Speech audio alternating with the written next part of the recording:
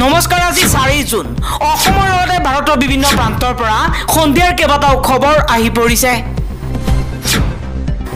এই মুহূৰ্তত জনাইছো এটা ব্ৰেকিং নিউজ 2024 চনৰ লোকসভা নিৰ্বাচনৰ ফলাফলত বিজেপিৰ মুখ ঠেকেছা 2024 চনৰ লোকসভা নিৰ্বাচনৰ ফলাফলৰ আজি চলি আছে ভোট গণনা ভাৰতীয় জনতা পাৰ্টিয়ে 104 খন আসনত জয়লাভ কৰিছে আৰু 135 খন আসনত লিড লৈ আছে মুঠ 239 খন আসনত লিড লোৱা পৰিলক্ষিত হৈছে বিজেপি 543 খন আসনৰ ভিতৰত 272 খন আসন পালেই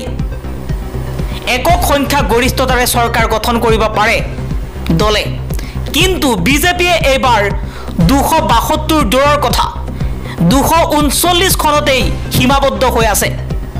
আৰু কংগ্ৰেছে 43 খন আসনত জয়লাভ কৰিছে এতিয়ালৈকে 56 খন আসনত লিড লোৱা পৰিলক্ষিত হৈছে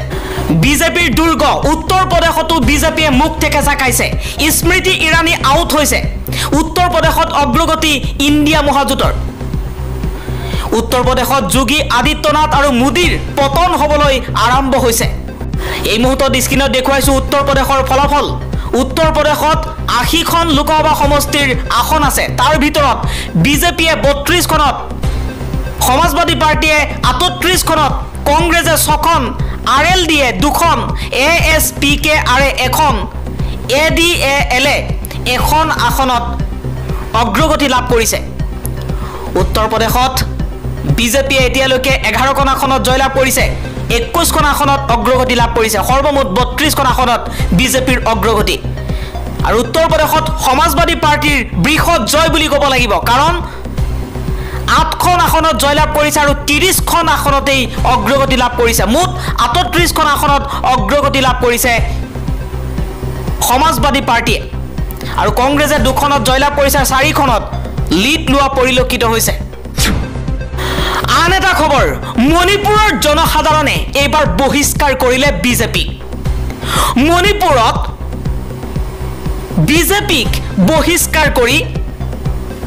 আকুৱালি ললে কংগ্ৰেছক মণিপুৰত 2খনকৈ লোকসভা সমষ্টিৰ আসন আছে আৰু দুয়োখনেই দখল কৰিছে কংগ্ৰেছে কংগ্ৰেছৰ পক্ষত এবাৰ মণিপুৰৰ যি হিংসা হৈছিল সেই হিংসাৰ সময়ত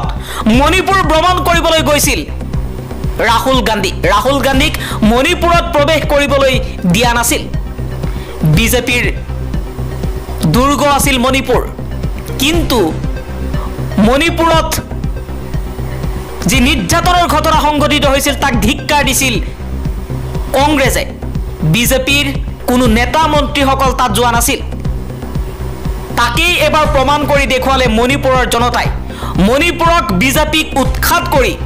মণিপুৰত সম্পূৰ্ণৰূপে বিজেপিক উৎখাত কৰি দুয়োখন লোকসভা সমষ্টিতেই কংগ্ৰেছক বৃহৎ সংখ্যাত জয়যুক্ত কৰিছে মণিপুৰবাসীয়ে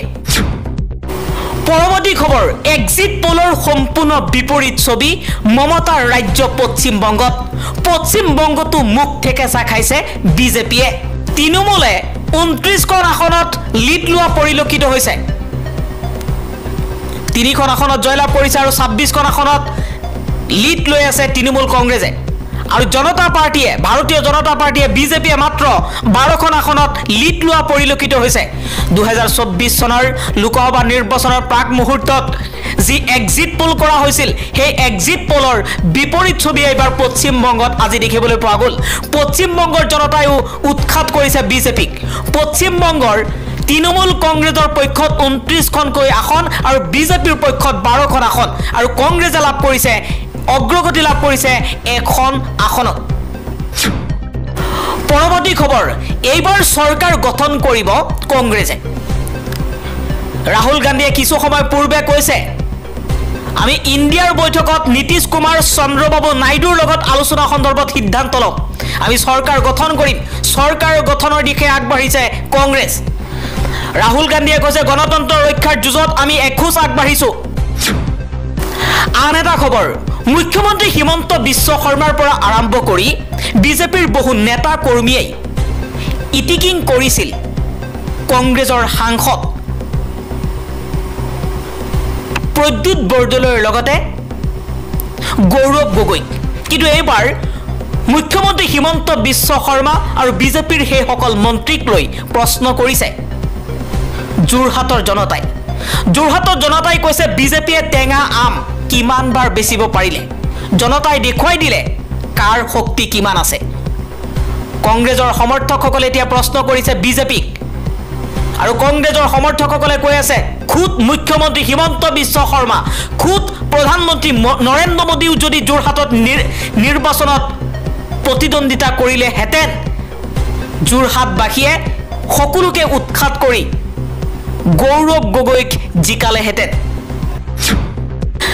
আন এটা খবৰ হায়দৰাবাদ সমষ্টিত জয়লাভ কৰিছে আছাদুদ্দিন ওৱেইছিয়ে বিজেপিৰ তথা অভিনেত্ৰী মাধৱীলতা কাম্বেলাক পৰাস্ত কৰি এআইএমৰ মুৰব্বী আছাদুদ্দিন ওৱেইছিৰ বৃহৎ জয় লোকসভা নিৰ্বাচনৰ ফলাফলক লৈ এক ডাঙৰ আপডেট আপোনালোকক দিবলৈ লৈছো বিজেপিৰ সমানে গতি কৰিছে কংগ্ৰেছ যিটো দলেই 272খন আসন লাভ কৰিব সেইটো দলেই সংখ্যা গৰিষ্ঠতাৰ সৈতে চৰকাৰ গঠন কৰিব পাৰিব এবাৰ বিজেপিৰ সমান্তৰালভাৱে কংগ্ৰেছে গতি কৰা দেখিবলৈ পোৱা গৈছে এনডিএ 295খন আসনত লিড লৈ আছে আৰু ইণ্ডিয়া এলায়েন্সে 231খন আসনত লিড লৈ আছে আৰু অন্যান্যই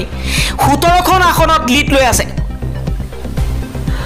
2019 চনৰ লোকসভা নিৰ্বাচন আৰু 2024 চনৰ লোকসভা নিৰ্বাচনৰ ফলাফলৰ মাজত আকাশ পাতাল পাৰ্থক্য 2019 চনত বিজেপিয়ে অকলে লাভ কৰিছিল 308খন আসন আৰু কংগ্ৰেছে লাভ কৰিছিল ইণ্ডিয়া এলায়েন্সে ইউপিএ এলায়েন্সে লাভ কৰিছিল 80খন আসন কিন্তু 2024 চনত এই নিৰ্বাচনী ফলাফল ব্যতিক্ৰমী হ'বলৈ গৈ আছে সম্পূৰ্ণ বিপৰীত ছবি ভাৰতৰ জনতাই দেখিব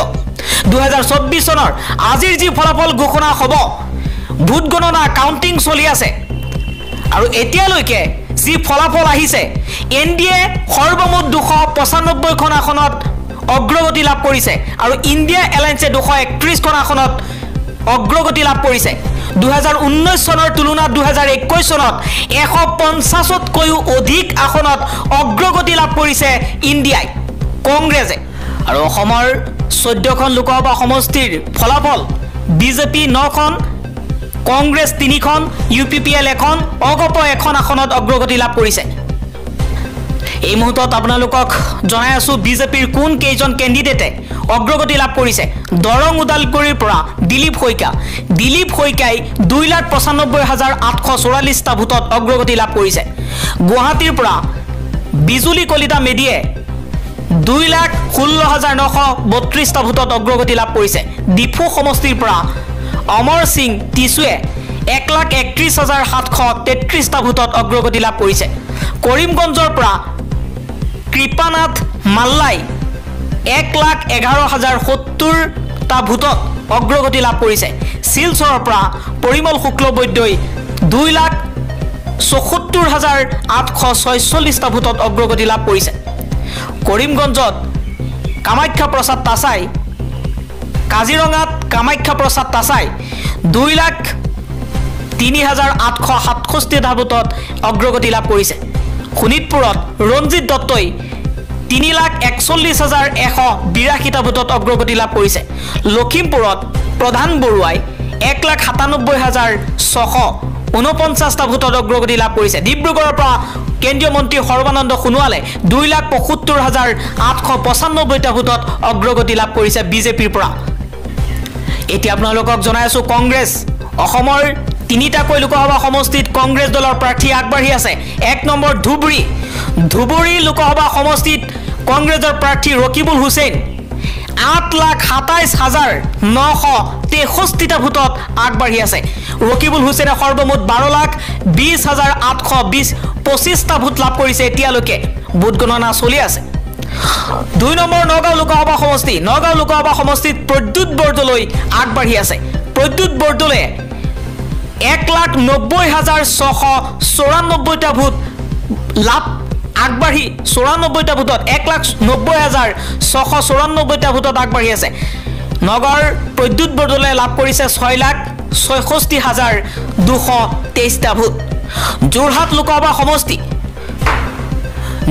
লোকসভা সমষ্টিৰ পৰা কংগ্ৰেছৰ প্ৰাৰ্থী গৌৰৱ গগৈ 39,928 ভোটত অগ্ৰগতি লৈছে গৌৰৱ গগৈয়ে লাভ কৰিছে 7,38,330টা ভোট